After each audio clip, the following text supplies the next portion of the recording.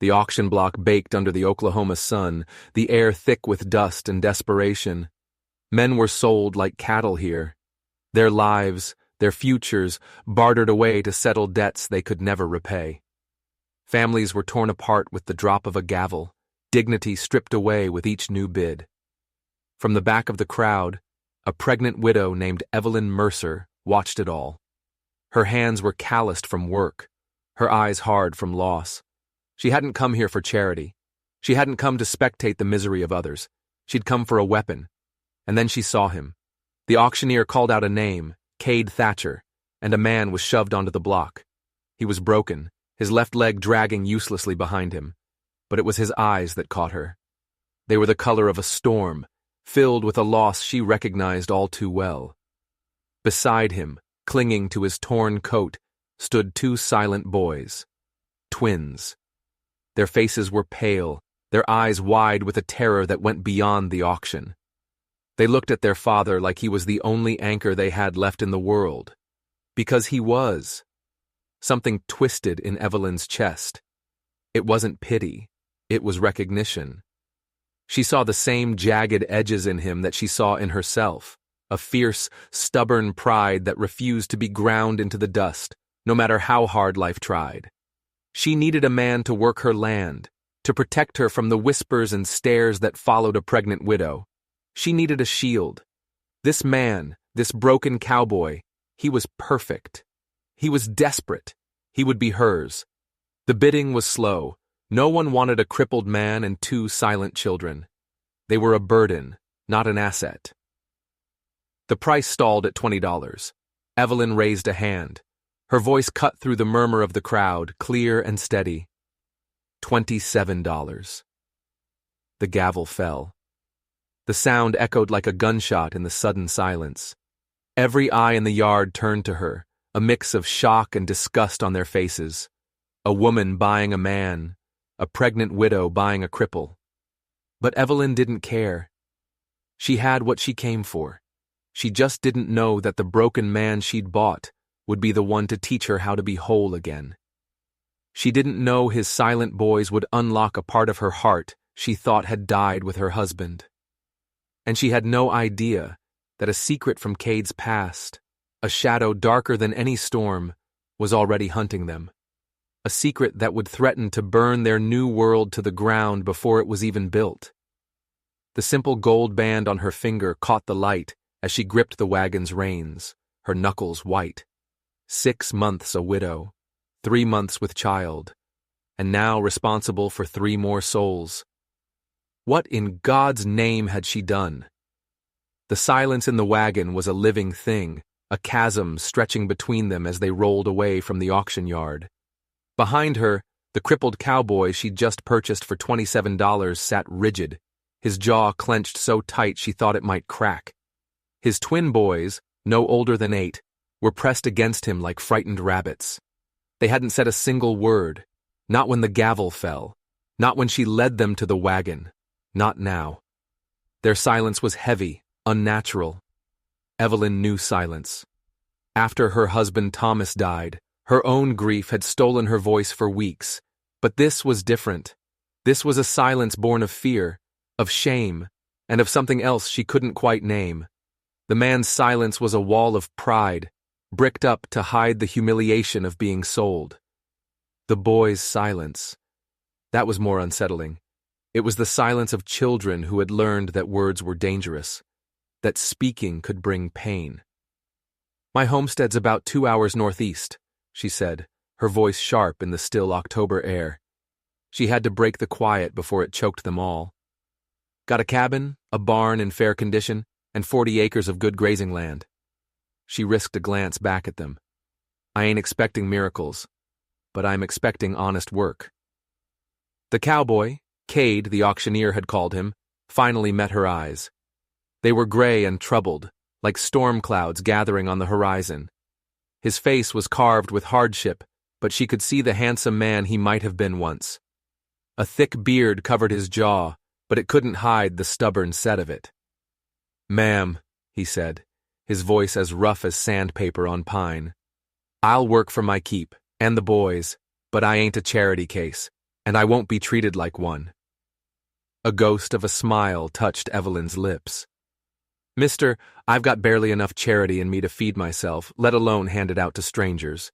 You'll earn your place or you'll move on. Simple as that. One of the boys, identical to his brother, but with a stubborn cowlick that refused to be tamed, tugged at Cade's sleeve. He leaned down, and the boy whispered something so quiet Evelyn couldn't hear. Cade straightened. We're grateful for the chance, ma'am. His voice had softened just a fraction. The boys, they ain't talked much since, he cleared his throat, since their mama passed. They understand more than they let on, though. The mention of their mother hit Evelyn like a fist to the gut. She pressed a hand to her own swelling belly, feeling the restless kick of her unborn child. How long ago? 2 years this past spring. Cade's voice went flat, empty. Fever took her, and my ranch, and just about everything else worth having. The wagon wheels churned up dust that hung in the air like regret.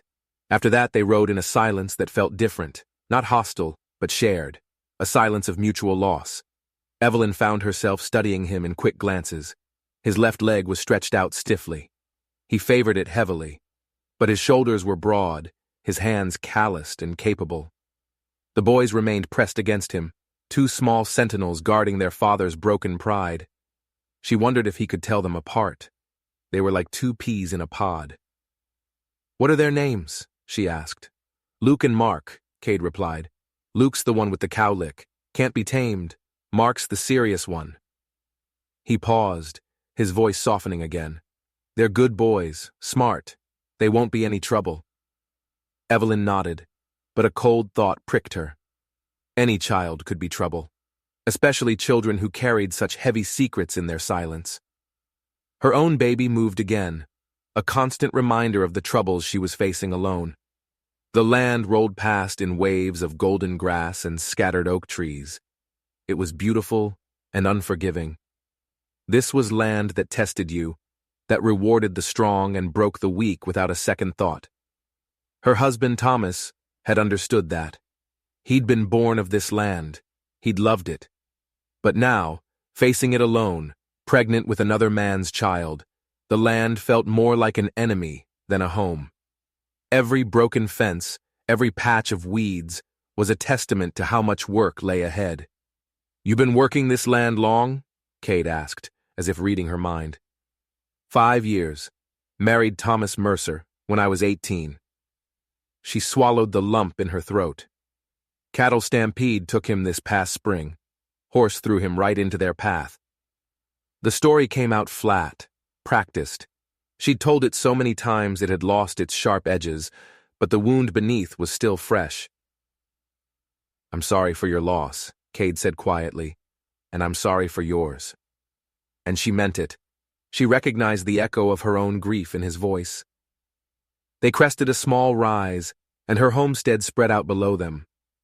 The cabin was solid, its log walls weathered but strong. The barn listed slightly, and the corral fence was broken in places, but the bones of the place were good. A creek sparkled at the eastern edge of the property. It's a good place, Cade said, a note of surprise in his voice. Thomas chose well, she agreed, but it's been hard to manage alone. She pulled the wagon to a stop near the porch. Especially with this one coming. She touched her belly. The boys scrambled down, their stillness forgotten as they took in their new surroundings. Luke, the wild-haired one, pointed at the creek. Mark, the serious one, studied the barn with the eye of a seasoned engineer. Cade climbed down carefully, his bad leg clearly stiff. He stood for a long moment, his expression unreadable. Barn needs work, he said finally. Most everything does. That creek run year-round? Never seen it dry. He nodded slowly. Good water, good land. With some work. He trailed off, shaking his head as if catching himself in a foolish thought. With some work, what? Evelyn pressed. He looked at her then, really looked at her. For a second, his guard dropped. She saw past the pain and the pride to something else. A flicker of hope. Nothing, he said, turning away. Just thinking out loud. But she'd seen it. He was thinking about what this place could be. The same thoughts that kept her up at night, wondering if she was strong enough to do it alone. Maybe she wouldn't have to be. The boys were peering through the cabin window, their faces pressed against the glass. It was the first sign of normal childhood curiosity she'd seen from them. It made something tight in her chest loosen. "Come on then," she said, climbing down from the wagon. "Let me show you around your new home." The word hung in the air. Home. It was too soon, too presumptuous. But as Cade's stormy eyes met hers across the wagon bed, neither of them took it back. Sometimes, a word had a way of making itself true. The pocket watch in Cade's vest had stopped at 3:47. He couldn't remember if it was morning or afternoon. He just knew it was the moment his old life ended. He'd carried it for 3 years, a cold, heavy reminder of his failure. They'd been at the Mercer place for 3 days, and it already felt like a mistake. Not the work. He was grateful for honest labor. It was the way Evelyn looked at him sometimes.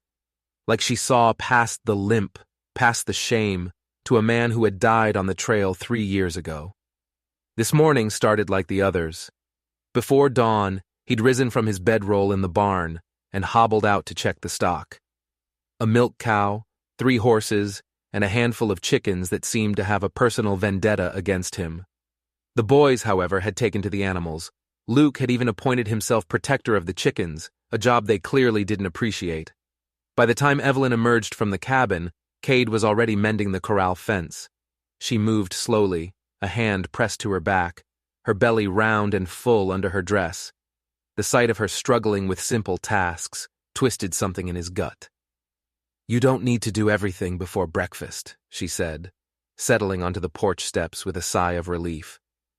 "Habit," he grunted, not looking up. "Daylight's too precious to waste." "So is strength. You push too hard, you'll burn out before winter." He wanted to tell her he'd been pushing hard his whole life. That work was the only thing that kept the ghosts at bay. Instead, he hammered a nail with more force than necessary. "Cade." Her voice was soft, but it carried a warning. "We need to talk." The hammer stilled. Those 4 words rarely led to anything good. He straightened slowly, his leg protesting, and turned to face her. "The boys doing something they shouldn't?"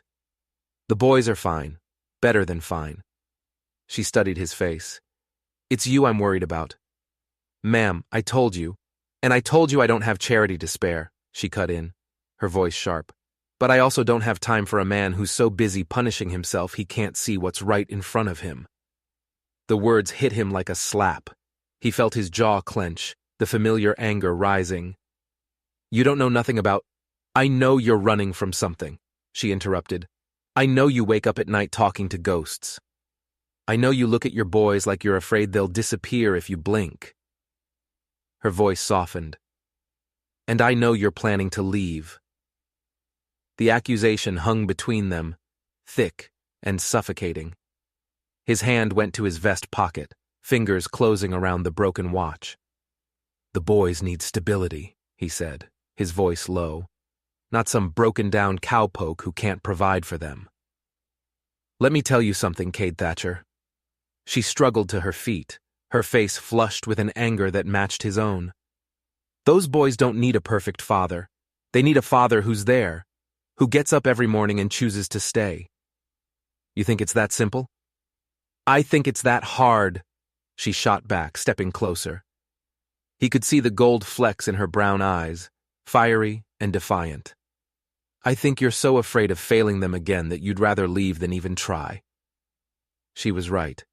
The truth of it hit him like a physical blow. He'd been planning it for 2 days. How to slip away in the night before they got too attached, before he could let them down again, the way he'd let down everyone who had ever depended on him. "Maybe they'd be better off without me," he said quietly. "Maybe," she said, her bluntness shocking him, "but that's not your choice to make alone anymore." Before he could ask what she meant, a scream cut through the morning air. It was Luke's voice, high and terrified. "Papa! Papa! Come quick!" Cade's blood ran cold. He dropped the hammer and ran. his injured leg screaming, Evelyn close behind him. They found Luke knee-deep in the creek, pointing frantically at the deeper water near the opposite bank. "Mark fell in!" Luke gasped, tears streaming down his face. "He was trying to catch a fish for breakfast, and the bank gave way. He can't swim, Papa. He can't swim."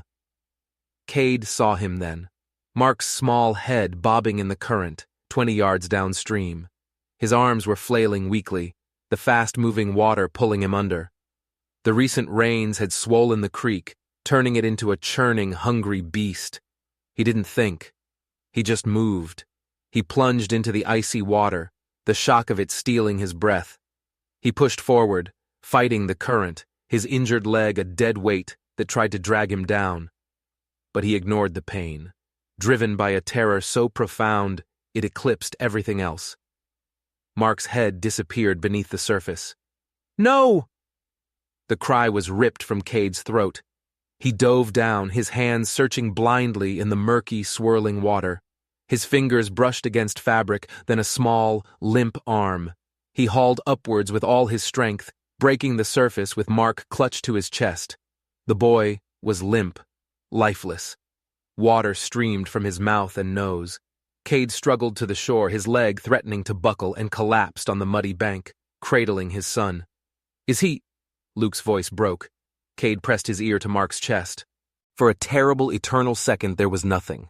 Then a flutter. Faint but steady, a heartbeat. He turned the boy on his side and Mark coughed, a violent spasm that brought up a gush of creek water. "That's it, son," Cade whispered, his own voice shaking. "Get it out. You're safe now." Mark's eyes fluttered open. They were unfocused, full of fear. When he saw Cade's face, he tried to speak, but only a weak croak came out. "Don't try to talk," Cade said, gathering him closer. "Just breathe." Evelyn was there, her face pale but her expression determined. "Get him to the cabin. I'll get blankets and hot coffee." They worked in efficient silence, a grim team forged in crisis. Inside, a fire was already roaring. Evelyn stripped Mark of his wet clothes while Cade found dry ones. They wrapped him in warm blankets and placed him on the sofa near the hearth. It wasn't until Mark was holding a cup of hot coffee in his trembling hands that he finally spoke. "I'm sorry, Papa," he whispered. They were the first words Cade had heard him speak since the auction. The sound, small and broken, shattered something inside him. "Son, you don't have nothing to apologize for. But I scared you, and Miss Evelyn, and Luke." Mark's voice grew stronger, as if a dam had finally broken. "I'm always messing things up." "That's not true." "It is." Mark looked directly at his father, and Cade was stunned by the raw pain in his son's eyes. "Mama died because of me." The words hung in the air, a devastating indictment. Cade felt Luke press against his side. He felt Evelyn's sharp intake of breath. This was it. This was the heavy secret they'd been carrying in their silence. "I got sick first," Mark continued, the words tumbling out in a rush. "I gave the fever to her, and now you had to save me again, and your leg's hurting bad. I can see it." Cade's heart fractured. It wasn't just grief, it was guilt, a crushing, impossible weight for a child to bear. "Mark," Cade's voice was rough with emotion. He knelt beside the sofa. "Look at me, son." The boy's gray eyes, so much like his own, met his. "Your mama did not die because of you. She died because sometimes good people get sick, and there ain't nothing nobody can do about it. Not you, not me, not the best doctor in the territory." He reached out, his hand gentle on Mark's cheek. "She loved you, both of you, more than anything, and she would tan your hide if she heard you blaming yourself for something that wasn't your fault." "But Papa," "No buts. You are my boys, mine to protect, mine to love, mine to worry about. That's what fathers do." He looked from Mark to Luke, his voice fierce. "And that's what I'm going to keep doing every single day for as long as God gives me breath." Mark studied his face for a long moment, his young mind processing the weight of his father's words. "You won't leave us?" The question was a direct hit. Cade thought of his plan to slip away, of his certainty they'd be better off. Looking at his sons' faces, he saw how terribly wrong he'd been. "No, son," he said, the promise tearing out of him, both a terror and a relief. "I won't leave you. Not ever again." A small, tentative smile touched Mark's lips. It was like watching the sun rise after a long, dark night. "Good," he said simply, "because Luke's been worried you were going to go away again." "I ain't worried," Luke protested, but his voice was thick with unshed tears. I just missed hearing you talk is all." Mark reached for his brother's hand. "I missed talking, but I was scared. I was scared if I said something wrong, Papa might decide we were too much trouble." "Never," Cade said fiercely. He pulled both boys into a hug, burying his face in their hair. "You hear me? Never." From across the room, Evelyn spoke, her voice soft. "Sometimes the people we love scare us the most, because losing them would hurt more than we think we can bear." Cade met her eyes. He saw a shared understanding there, a recognition of someone who had faced that exact fear and survived. She was right. He'd been so afraid of failing his boys that he'd almost guaranteed it by running away. "Miss Evelyn?" Mark's voice was small again. "Are you scared too? About the baby coming?" Evelyn moved to join them by the fire, settling carefully into an old armchair. "Terrified," she admitted.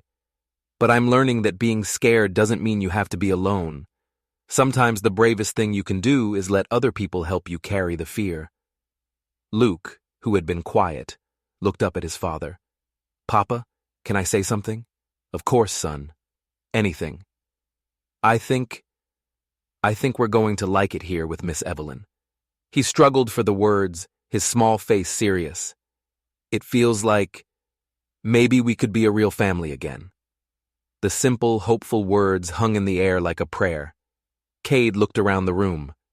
At his boys, finally talking, finally free from the guilt that had silenced them.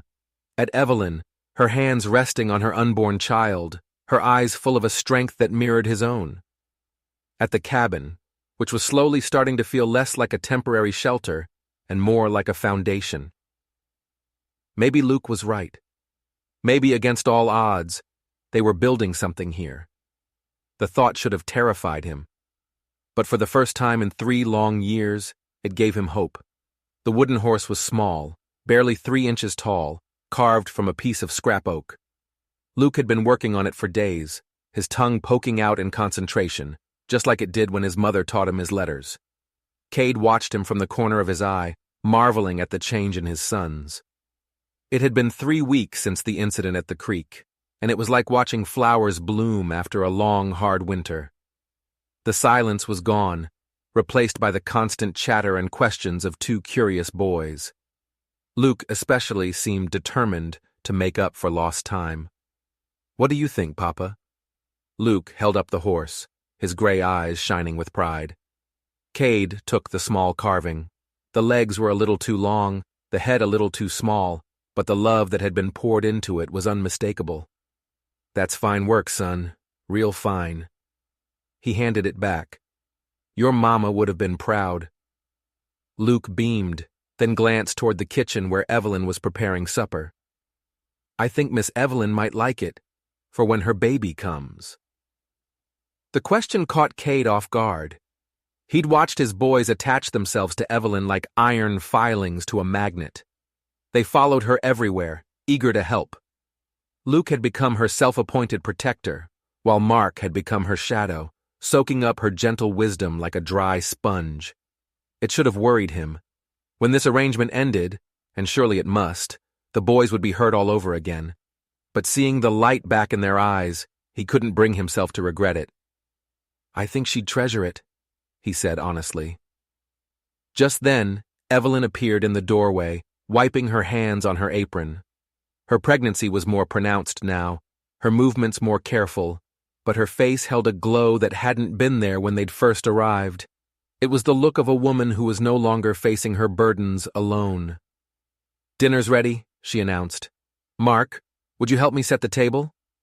Mark scrambled up, eager to be useful. He'd developed an almost scholarly interest in everything, peppering Evelyn with questions about farming, cooking, and the weather. They gathered around the table, the one Thomas Mercer had built with his own hands. Cade still felt like an intruder here, a hired hand who didn't belong. But as Evelyn served the rabbit stew, the smell of fresh bread filling the small cabin, it was hard to remember the boundaries. The boys chattered about their day. Luke described a new calf in the far pasture. Mark shared something he'd read in one of Evelyn's books about crop rotation. "Mrs. Patterson says you're teaching the boys to read real good," Cade said, as she refilled his coffee. "They're quick learners, Mark especially," she said, settling back into her chair. "Mrs. Patterson thinks they should go to the schoolhouse in town come spring." School. The word made Cade's chest tighten. School meant permanence. It meant roots. It meant a future that extended beyond their temporary arrangement. "That's generous of you to think of, but—" He trailed off, the old shame rising in his throat. He could barely scratch out his own name. He wanted more for his boys, but the reminder of his own limitations stung. "We'll figure it out," Evelyn said simply. Together. That word again. Together. She used it so easily, as if their partnership was a settled fact. He wanted to warn her, to tell her not to count on him, but he couldn't bear to crush the hope in his son's eyes. "Luke made something for you," Mark announced, changing the subject. "Show her, Luke." Luke ducked his head, suddenly shy, but produced the wooden horse from his pocket. "It's for your baby when it comes. I know it ain't much, but—" "Oh, Luke." Evelyn's voice went soft as she took the carving. "It's beautiful. Absolutely beautiful." She held it up to the lamplight. "Look at the care you took. This is the work of an artist." Luke flushed with pleasure. "Really?" "Really." She leaned forward and pressed a kiss to his forehead. "Thank you, sweetheart. This baby will treasure this always."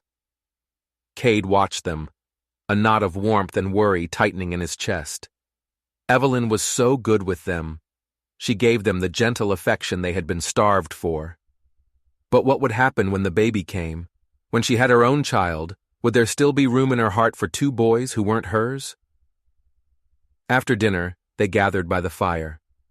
Evelyn had taken to reading aloud in the evenings. Tonight, she chose poetry, her voice soft and melodic. Cade found himself studying her profile, the way the firelight caught the auburn highlights in her hair. He realized, with a jolt, that she was beautiful. Not in a flashy way, but with the quiet, enduring beauty of someone who had been tested by life and found strong. The thought made him deeply uncomfortable. He had no right to notice such things about the woman who had taken him in. "Papa?" Mark's voice pulled him from his thoughts. "You listening?" "Of course, son." "Then what did the poem say about the wind?" Cade felt heat rise in his cheeks. My mind wandered." Evelyn glanced up, and their eyes met across the fire. For a split second, something passed between them, an awareness, a spark of unspoken feeling. She looked away quickly. "Why don't we call it a night?" she suggested. "Tomorrow's Sunday, and Mrs. Patterson invited us to church." As the boys prepared for bed, climbing the ladder to the small loft, Evelyn began to clear the table. Cade moved to help, and their hands brushed as they both reached for the same plate. The contact sent an unexpected jolt through him. He pulled back as if he'd been burned. "Sorry," he muttered. "Cade." Her voice was quiet, measured. "We need to talk about this." "About what?" "About whatever is happening between us. About the way you look at me sometimes and the way I—" She paused, gathering her courage. "The way I look forward to your company more than I should." Her honesty stunned him. He thought he'd been hiding his feelings so well. "Evelyn, I'm not asking for promises," she continued, "but I think we owe it to ourselves, and to the boys, to be honest about what's developing here." He looked at her directly. "What's developing here is a mistake. You're a good woman. You deserve better than some broken-down cowpoke. Don't you think I should be the judge of what I deserve? You're grieving and pregnant and alone. That's not the time to be making decisions about caring for someone." Her eyes flashed with anger. "I may be grieving, Cade, but I'm not helpless. and I am certainly not so fragile that I can't recognize my own feelings. Your feelings could change. When the baby comes, stop. She moved closer, so close he could smell the faint scent of lavender soap she used. Stop deciding what's best for me. Stop assuming you know what I want. Then tell me, he said, his voice rough. Tell me what you want. She didn't answer right away. Then, so quietly he almost didn't hear it, she said, I want to stop feeling like I'm holding my breath all the time. I want to believe that maybe we could build something real here. Together. The word was a bridge, hanging in the air between them. He felt the pull of it, the dangerous temptation to believe her. But then he remembered the broken watch in his pocket, the weight of his past failures, the certainty that everything he touched turned to dust. I should check on the horses, he said, stepping back from her, back from the promise in her eyes. He saw the hurt flash across her face before she masked it. Of course. Good night, Cade. He escaped to the barn. In the darkness, he pulled out the broken watch. 3 years. 3 years since his world had shattered. Maybe some things just couldn't be fixed. But as he settled into his bedroll, he thought of Luke's wooden horse. Imperfect, roughly made, but carved with hope. Maybe, he thought, as sleep finally came, maybe wholeness wasn't about being perfect. Maybe it was just about being willing to try again. Broken pieces and all. The recipe box sat on the kitchen shelf, a small wooden treasure chest. Evelyn's mother had carved her initials into the lid, and inside, yellowed cards held the secrets to feeding a family through hard times and good. Evelyn pulled it down carefully. Her pregnancy was in its 7th month now, and her movements were slow and deliberate. The baby was restless this morning, kicking against her ribs. Your papa loved these biscuits, she murmured to her belly, tracing her mother's faded script. Miss Evelyn? Mark appeared at her elbow, silent as a shadow. You feeling poorly?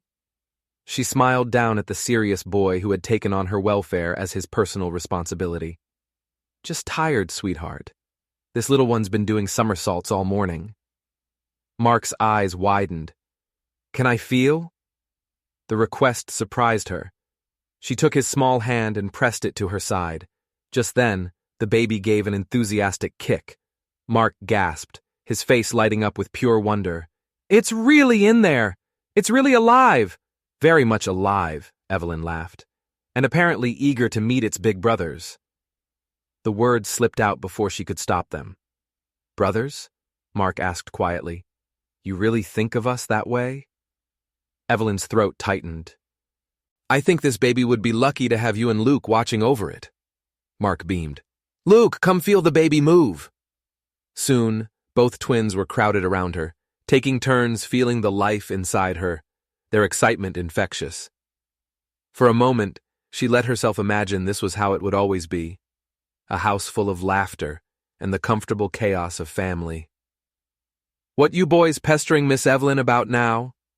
Cade's voice from the doorway was full of fond exasperation. He leaned against the frame, a streak of leather oil on his cheek. We're not pestering, Luke protested. We're learning about babies. Is that so?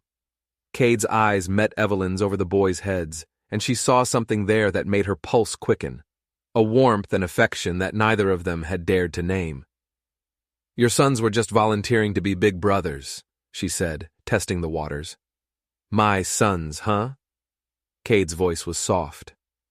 Seems to me they've been practicing for that job already. The moment stretched between them, heavy with unspoken possibility, until Mark's stomach rumbled loudly, making them all laugh. The afternoon dissolved into a happy mess of flour and buttermilk as she taught the boys to make biscuits. Cade lingered in the kitchen, finding small tasks to keep him close. Tell them about the time you put salt in the sugar bowl, she suggested. I was 6, Cade protested, but he launched into the story, and soon the cabin was filled with the boys' laughter as he recounted tales of his own childhood. Tell us more about when you were little, Luke pleaded. Tell us about Grandma and Grandpa. A shadow crossed Cade's face. Not much to tell. They died when I was young. Fever. He glanced at the boys. Like. He didn't finish the sentence, but they all understood.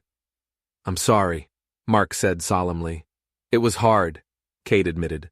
But I had good folks who took me in, taught me to work cattle, taught me right from wrong. His voice softened. Family ain't always about blood, boys. Sometimes it's about who chooses to love you. Evelyn felt tears prick her eyes. She turned away, but Cade moved to stand beside her. You all right? He asked quietly.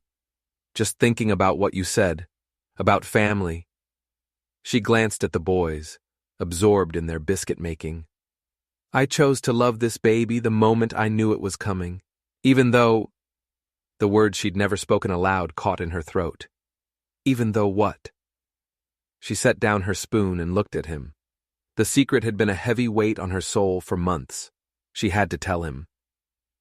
Even though Thomas wasn't the father. The confession hung between them. Cade's expression didn't change, but a deep understanding dawned in his gray eyes. The folks in town, he said quietly. They know? They suspect, she said, her voice steady despite the pain. A woman doesn't show this much after only 6 months of widowhood without people doing the arithmetic. Some are kind. Others, she shrugged. Is that why you were at the auction? Looking for protection?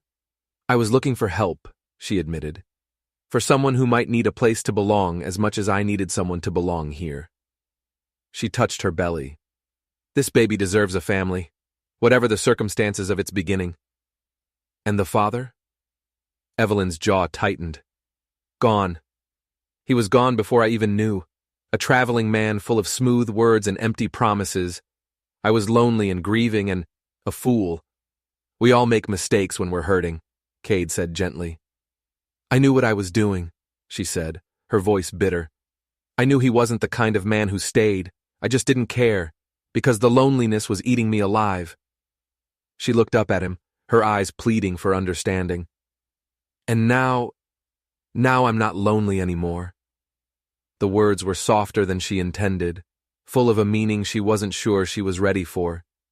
Cade felt something shift inside him, like a locked door creaking open. Miss Evelyn! Luke's excited voice broke the spell. Look! I made one that looks like a horse! The moment of intense revelation passed, but Cade found himself studying her with new eyes. She had trusted him with her deepest shame, a secret that could destroy her in this small community. The gift of that trust felt more precious than gold. Later that evening, after the boys were in bed, Cade found Evelyn on the front porch, wrapped in a shawl against the cold. You should be inside, he said, settling on the steps beside her. I needed air. She was quiet for a long moment. Then, Dr. Mitchell thinks the baby might come early. Cade's stomach dropped. How early? Maybe a month? Maybe less, she said, her voice carefully controlled. He says it's not uncommon, especially for women who've been under stress. What do you need? What can I do? The question was simple, immediate. It made her throat tighten with emotion. Just stay. When it happens, I need to know you'll be here, that the boys will be safe. We'll be here, he said firmly, all of us, for as long as you need. They sat in a comfortable silence, watching the stars. Finally, Evelyn spoke again. Cade, what you said earlier about family being who chooses to love you? Yeah? I choose you, she said, her voice clear and strong in the darkness. All of you. I want you to know that, whatever happens.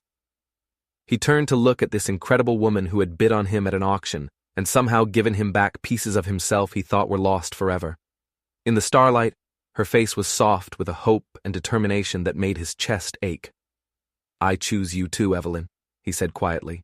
You, and the boys, and the baby, whatever that means, whatever comes next. It wasn't a declaration of love, not yet, but it was a promise, a commitment to stand together against the coming storm. And in the quiet darkness of a frontier night, it felt like more than enough. The wooden stakes appeared overnight. They bloomed in the frost-covered ground like sinister flowers, driven deep into the earth about 50 yards inside what Cade knew was Evelyn's property line. Each one bore the crisp, clean marks of a surveyor's axe. He stood staring at them in the gray dawn light, a cold dread coiling in his gut. This wasn't the work of drifters. This was professional. Someone had paid good money to have these stakes placed exactly where they were. "Papa?" Luke's voice carried across the pasture. "What are those things?" "Don't rightly know, son," Cade said, pulling one of the stakes from the ground. "But I aim to find out." He found Evelyn in the kitchen, moving slowly. The baby had dropped lower in recent days, and Dr. Mitchell had warned that labor could begin at any time. The knowledge sat like a weight on all of them. "What's wrong?" she asked, her smile fading when she saw his face. He placed the wooden stake on the kitchen table. She stared at it, her face going pale. "Where did you find this?" "Eastern pasture. There's 2 more still standing." "I don't understand," she whispered, her hand going instinctively to her belly. "Thomas's will was clear. The property passes to me and any children." Mark appeared, drawn by the tension. He took one look at the stake and frowned. "That's surveyor work. I read about it in Mr. Patterson's book on territorial law." His young face was creased with worry. "They use them to establish new boundaries, usually before someone tries to file a new claim on the land." The implication hit them like a physical blow. A pregnant widow, her reputation already questionable, was vulnerable. If someone wanted her land and had the means to pursue it, she would have a hard time fighting back. "We need to go to town," Cade said. "Talk to the territorial clerk. Find out if anyone's filed papers against your property." "I can't travel that far," Evelyn said, her voice strained. "Not now." "Then I'll go. I'll take Mark with me. The boy's got a head for legal matters, seems like." An hour later, they were riding toward town. The boy sat beside him, straight-backed and serious. As they approached the homestead on their return, they saw Luke waiting on the porch, a rifle that was almost as big as he was held firmly in his hands. "Any visitors?" Cade called out. "One," Luke replied, his young face grim. "Man on a fancy horse. Said he was from some land company. Wanted to make Miss Evelyn an offer. Told him she was resting. He said he'd be back." Luke looked at his father. "Papa, I didn't like the way he looked at our place. Like he was already measuring it for new curtains." Inside, Cade explained what they'd learned in town. His voice was heavy. "They're claiming Thomas owed gambling debts. They filed a tax lien on the property for $300, and they've set an auction for December 15th, 6 weeks from now." He watched Evelyn's face go from disbelief to anger to fear, and finally, to a steely resolve that reminded him why he'd been drawn to her in the first place. "So they're using a lie to try and steal my home," she said. "Seems like it, and there's no way to fight it.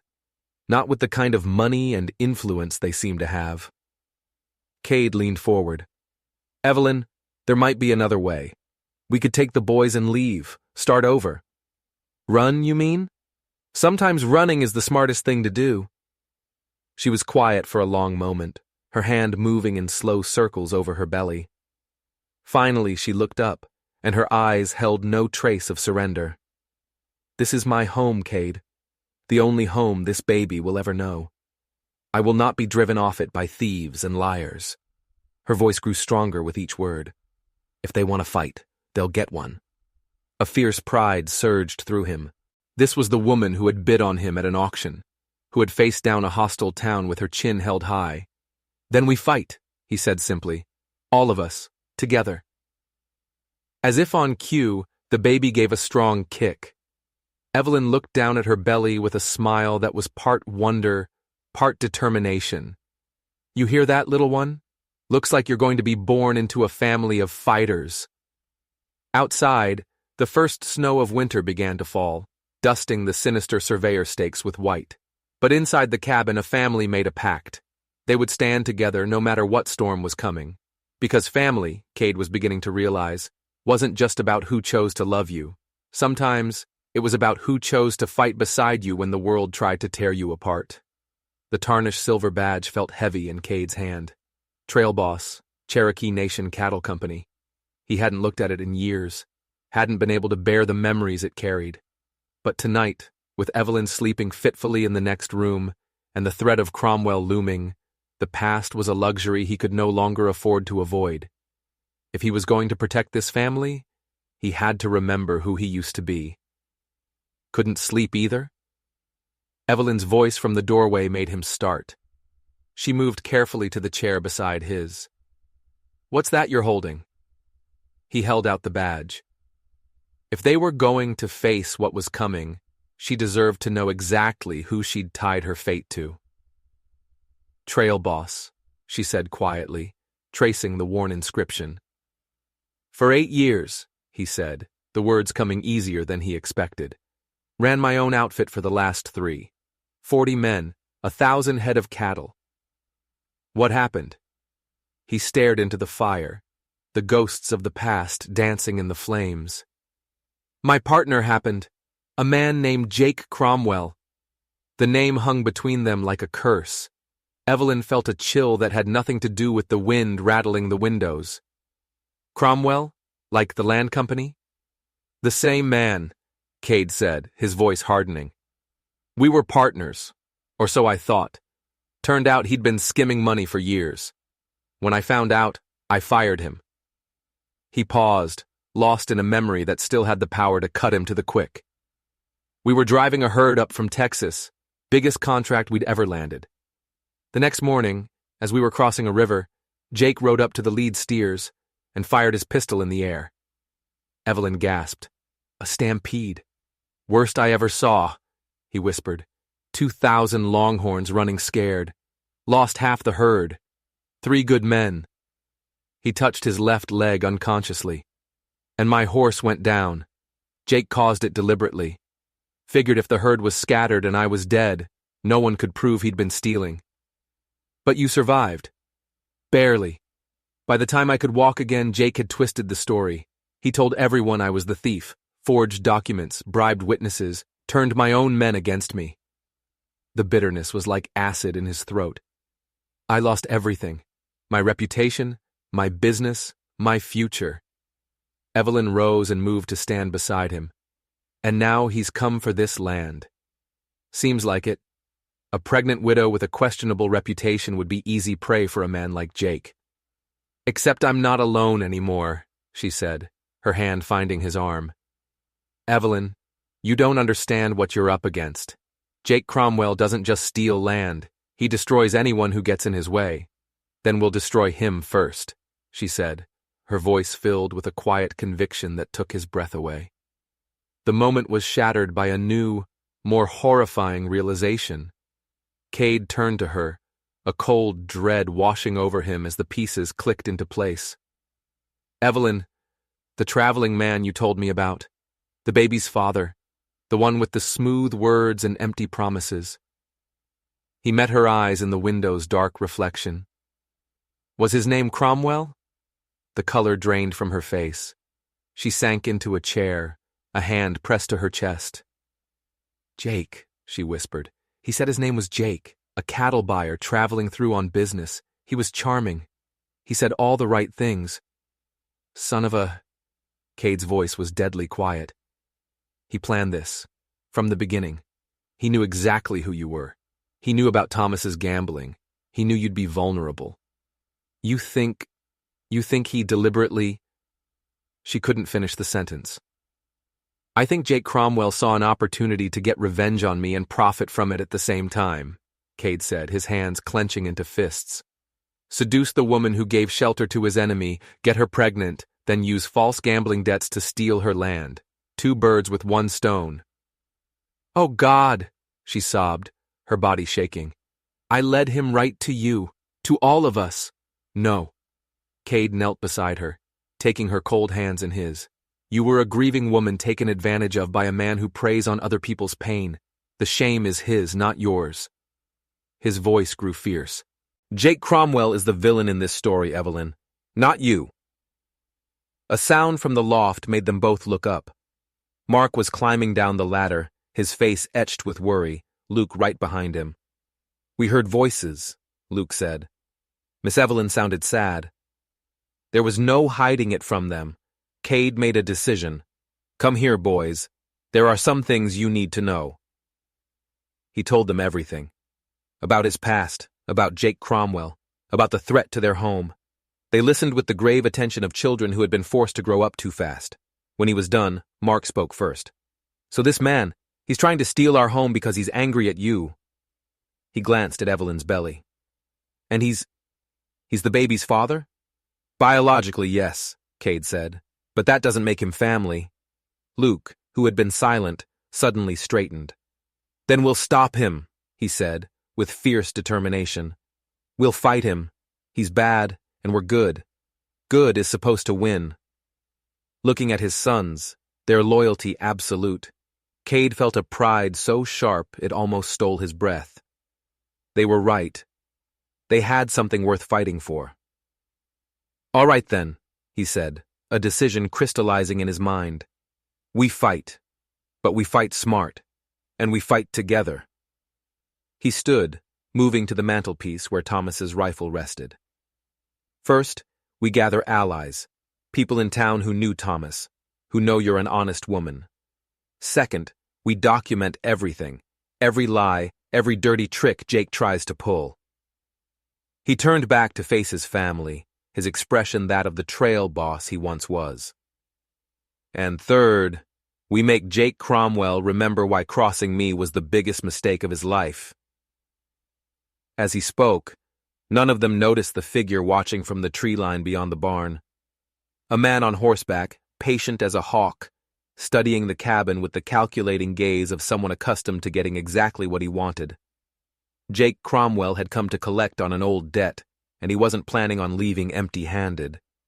The forged land deed felt like silk between Jake Cromwell's manicured fingers. Beautiful work, isn't it? He said to his lawyer, a nervous man named Morrison. You'd swear it was genuine. Mr. Cromwell, the lawyer fidgeted, this course of action is legally questionable. Jake laughed, a sound like ice cracking. Samuel, my friend, the law is whatever people with money and influence say it is. Everything else is just paperwork. Through the hotel window, he looked down at the dusty street of Millfield. He despised these simple people with their small dreams. He'd built his fortune teaching them that hope was no match for power. Besides, he continued, we're not breaking the law. We're using it. This document proves Thomas Mercer took out a substantial loan against his property right before his death. A loan his grieving widow knew nothing about. His voice dripped with false sympathy. The shock might explain why she's been so accommodating to strangers. About the man, Cade Thatcher, Morrison said nervously. My sources say he was asking questions at the territorial office. The clerk, Henderson, is getting nervous. Henderson is paid well to follow instructions, Jake said coolly. As for Thatcher, he's exactly where I want him. Broken, desperate, clinging to the only good thing that's happened to him in years. When I take it away, it'll destroy him more completely than any stampede ever could. You're certain he's the same Thatcher? Oh, I'm certain. Jake's voice was filled with 3 years of carefully nursed hatred. He cost me a fortune. It's time to collect. A knock at the door interrupted them. A young deputy named Martin stepped inside, his hat in his hand. Mr. Cromwell, you wanted to see me? Ah, deputy. I trust you've been keeping an eye on the Mercer place? Yes, sir. And the woman's condition. Doctor says the baby could come any time now. Jake exchanged a meaningful look with Morrison. Very important, deputy. You see, if something were to happen during the birth, if the mother were to suffer complications, it would certainly affect the legal status of her property claims. Sir, surely you're not suggesting, the lawyer began. I'm not suggesting anything illegal, Jake purred. Merely pointing out that frontier life is dangerous. Accidents happen. Sometimes, help arrives too late. He smiled, a cold, predatory expression. Of course, if the good people of Millfield were to lose confidence in Dr. Mitchell's abilities, everyone trusts Dr. Mitchell, the deputy protested. Trust is a fragile thing. Jake pulled a folded paper from his pocket. Did you know that Dr. Mitchell has been treating patients while under the influence of alcohol? That his medical license was suspended in Kansas before he came here? The deputy stared at the paper. That's not true. According to this sworn affidavit, it is, Jake said smoothly. Of course, such accusations would need to be investigated, and during the investigation, the good doctor might find it difficult to continue his practice. The implications hung in the air like poison. You want me to arrest Dr. Mitchell? Martin asked, his face pale. I want you to do your duty, Jake said. The timing is unfortunate, of course, with Mrs. Mercer so close to her confinement. This is monstrous, Morrison whispered. You're talking about endangering the life of a pregnant woman. I'm talking about justice, Jake snarled, his mask of civility slipping. Cade Thatcher destroyed my life. Turnabout is fair play. But the woman is innocent. The woman is carrying my bastard child. Jake's voice turned savage. She made her choice when she aligned herself with Thatcher. He turned back to the deputy. You have your orders. But Jake's true prize wasn't just revenge. He spread a map of the Mercer property across the table. The land is valuable, he explained, but what's under it is worth 10 times as much. He traced a line with his finger. Water. An underground spring that feeds a massive aquifer.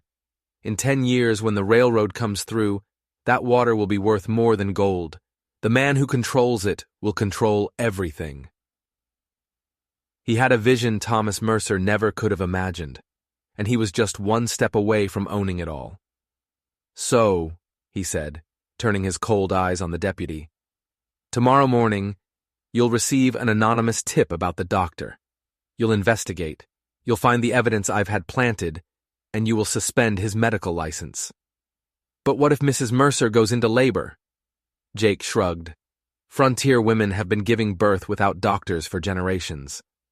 Of course, he added, his smile returning, complications do arise. The threat was clear. With the doctor out of the way, Evelyn and her child would be completely vulnerable. There has to be another way, Morrison pleaded. There is, Jake said. Thatcher's complete surrender. He leaves the territory, abandons any claim to the woman or her property, and takes his brats with him. He has until the auction to decide. And if he refuses? Jake's smile widened, revealing something cold and merciless beneath. Then he'll learn that some mistakes carry a price that keeps growing, and that price isn't always paid by the person who made the mistake. The rifle felt heavy in Evelyn's hands. It had belonged to her father, then her husband. Now it was hers to defend her home. You sure about this? Cade asked, his eyes dark with worry. I'm sure, she replied, though her hands shook. The baby was restless, as if sensing the tension that filled the cabin like a suffocating smoke. It had been 3 days since Dr. Mitchell's shocking arrest on false charges. Yesterday, Deputy Martin had delivered the official ultimatum: surrender the property or face the consequences. They were trapped. Company coming, Mark announced from his post at the window. 2 riders, moving slow. Cade moved to join him. Even at a distance, he recognized one of them, Jake Cromwell. The second man wore a deputy's badge, Martin. Cromwell was using the law as his personal weapon. Cade Thatcher! Cromwell's voice boomed across the yard. Come out, and let's talk like civilized men. Cade stepped onto the porch. It's over, Jake. Your lies are catching up to you. My lies? Cromwell laughed. The only lie here is the happy little family you're pretending to be. You're beaten, Cade. Accept it gracefully. The only thing I'm accepting is that you haven't changed. Still the same snake you always were. Strong words from a man whose world is about to come crashing down. Again. Cromwell glanced toward the cabin windows. Tell me, how does it feel knowing the woman carrying your enemy's child is about to lose everything because of you? The taunt was designed to provoke him, but Cade held his ground. You're afraid, Jake. Afraid the truth about what you are is finally coming out. For a second, Cromwell's mask slipped, revealing the fury beneath. "The truth is whatever people believe, and right now they believe you're a washed-up cowboy living off a desperate woman's charity." "Then why go to all this trouble?" Cade pressed. "If I'm so pathetic, why not just leave me alone?" The question hung in the air. Even Deputy Martin shifted uncomfortably. "Because some debts can only be paid in full," Cromwell spat. "You have 1 hour to clear out. After that, this becomes a matter for the law." The young deputy finally spoke, his voice uncertain. "Mr. Thatcher, I have papers authorizing seizure of this property. If you resist, I'll have to arrest you." "Deputy," Cade said, his voice calm and reasonable, "ask yourself this. If everything's so legal, why does Jake need you here with a gun? Why not just let the courts handle it?" The question hit its mark. The deputy looked troubled.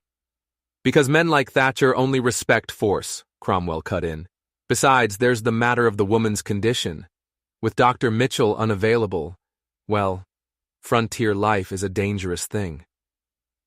The threat, so casually delivered, made Martin flinch. "You're talking about threatening a pregnant woman. That's not law enforcement. That's just plain evil." "That's reality, boy," Cromwell sneered. "The strong take from the weak." "Mr. Cromwell," Martin said, his voice suddenly firm, "I think maybe I should ride back to town. Let the territorial judge sort this out." "You'll do no such thing. I swore an oath to protect the innocent," Martin said, his young face pale but determined. "This doesn't feel right, none of it." He began to turn his horse. "I'm riding back to town to wire the territorial marshal." Cromwell's expression turned murderous. "You take one step and I'll have you arrested for dereliction of duty." "By who?" Martin shot back. "You? Last I checked, you weren't wearing a badge." For a moment, Cromwell looked as if he might draw his gun, but he mastered himself. "Very well, deputy. Run back to town. But remember this, I have a long memory." "Then remember this," Martin said, his voice ringing with newfound courage. "I kept my oath today." He rode off without looking back, leaving Cromwell alone, facing the cabin. For the first time, Cromwell looked uncertain. His plan was unraveling. "This isn't over, Cade," he shouted. "You've won a battle, not the war." "Then bring your war, Jake," Cade yelled back. "We'll be ready." Cromwell wheeled his horse around, but not before calling out one final, cruel threat. "Ask your woman how she's feeling, Cade. Ask her if those pains she's been having might be something more serious." The words hit Cade like ice water. He rushed back into the cabin. He found Evelyn doubled over in her chair, her face contorted in pain. "How long?" he asked, his heart pounding. "Since dawn," she gasped. "But they weren't regular until—" She bit back a cry as another contraction seized her. "Until just now." The baby was coming. At the worst possible moment. Just as the first light of dawn broke, the lookout bell began to ring. 3 quick pulls, the signal they'd arranged with Mrs. Patterson. The midwife was on her way. But from her wagon, she could see something else. Riders, converging on the homestead from 3 directions. It wasn't a seizure. It was a siege. Cromwell had brought his own small army. Inside the cabin, Cade positioned himself at the front window. "How many?" Mark asked from his post. 6 that I can see, probably more in the trees." He could hear Evelyn's muffled cries from the bedroom, each one a knife in his gut. "Cade Thatcher!" a voice boomed through a speaking trumpet. "You are in violation of a lawful seizure order. You have 5 minutes to comply."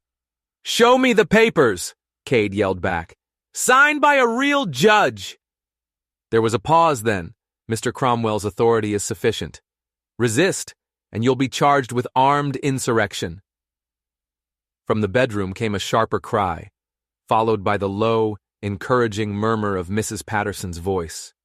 She'd made it through the cordon. They weren't completely alone. "Mark, Luke," Cade said, his voice low and urgent. "Go to the bedroom. Help Mrs. Patterson. That's a soldier's work, just as important as anything out here." The boys nodded grimly and disappeared.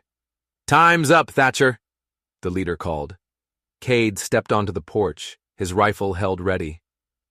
You want this land, you'll have to take it. But ask yourselves this. How many of you are willing to die for Jake Cromwell's money? The question hit home. Several of the hired guns shifted nervously. From behind the leader, one of the riders called out, "How do we know Cromwell's even telling the truth? Where is he, if he wants a fight so bad?" "I'll tell you where he is," Cade shouted. "He's back in town, drinking whiskey while you boys take all the risks. Does that sound like a man worth following?" "Enough talk," the leader snarled, raising his rifle. "Take him!" But before he could fire, the lookout bell began ringing again. Not a signal this time, but a frantic continuous peal. All eyes turned toward the road. A line of wagons was approaching, moving fast. Not one, but 8, then 10. They were filled with men, farmers and shopkeepers from town, the blacksmith, even Pastor Williams.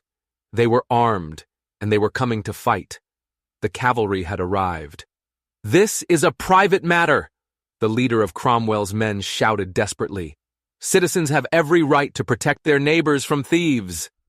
Mr. Patterson's voice boomed as his wagon pulled up. "Especially when those thieves are too cowardly to do their own dirty work." What had been 6 men against 1 was now 6 against 30. Cromwell's hired guns looked at each other, their bravado evaporating. And then from inside the cabin came a new sound, the thin, angry wail of a newborn baby taking its first breath.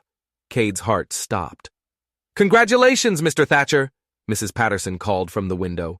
"You've got a daughter!" A daughter. The word hit him with the force of a physical blow. Joy and fear and a white-hot protective fury surged through him. He knew with absolute clarity what he was fighting for. "You hear that, boys?" he called to Cromwell's men, his voice ringing with a new power. "That baby girl was just born on this land. She's got rights, and she's got people willing to protect them." That was it. The hired guns had had enough. One by one, they began turning their horses away. "This is a mistake!" the leader yelled at the assembled townspeople. "You're all making an enemy of a very powerful man." "We're making friends of each other," the blacksmith replied gruffly. "And out here, that's worth more." As the last of the riders disappeared, a profound quiet fell over the homestead. The siege was broken, but the war wasn't over. Just as the townspeople began to disperse, a single rider appeared, galloping hard toward the cabin. It was Jake Cromwell, alone. His face was a mask of pure rage. "Stay with them," Cade told Mrs. Patterson, gently handing the baby, his daughter, back to her mother. "This ends now." He stepped onto the porch just as Cromwell dismounted, his hand resting on the grip of his pistol. "Quite a performance, Cade," Cromwell sneered. "Rallying the town, hiding behind a woman in childbirth. Very touching." "It's over, Jake." "Over?" He laughed, a brittle, broken sound. "This was never about the land. This was about making you pay for what you took from me. I took nothing but the money you stole." "You took my future!" Cromwell's composure finally shattered, revealing the unhinged man beneath. "And now I'm going to take yours."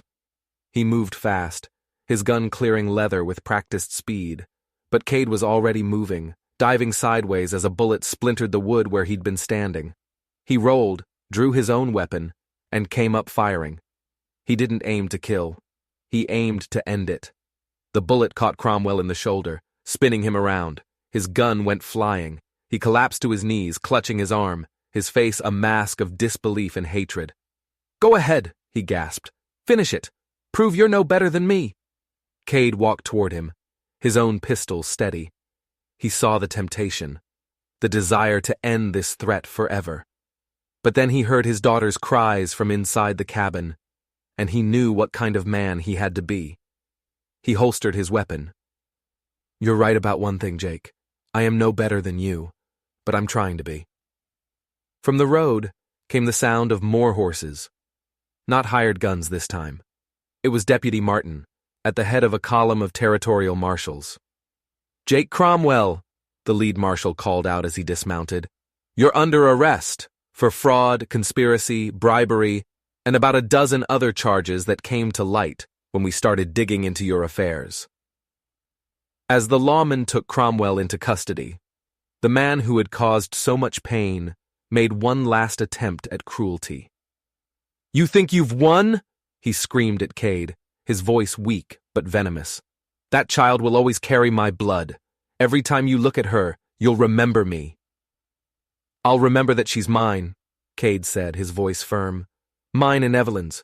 You contributed nothing but biology, and that's all you'll ever be." The wagon carrying Cromwell rolled away, leaving a cloud of dust and a profound silence. The threat was gone. His family was safe. His name was cleared. But as Cade looked back at the cabin, where his wife and his children waited, he realized he didn't need vindication from the world anymore. He had found something more valuable than reputation or revenge. He had found home. He walked back into the cabin to find his family gathered on the bed. Luke and Mark were pointing out the features of their new sister with solemn delight. Evelyn looked up at him, her eyes shining with tears and exhaustion, and a love so powerful it took his breath away. He sat beside them. The baby, their daughter, opened her gray eyes and looked at him. "What's her name?" he whispered. Evelyn smiled. "Her name is Hope." The story that had started on a dusty auction block with a desperate bid had ended here, in a small cabin, with the creation of a family. A family forged not by blood, but by choice, by courage, and by a love that had proven strong enough to stand against the darkest of storms. They had faced down evil and won, not with bullets, but with the stubborn, unbreakable power of good people standing together. If you enjoyed this story of justice and redemption, and you want to hear more tales where the darkness is pushed back by the light, don't forget to like this video and hit that subscribe button. You won't want to miss what's coming next.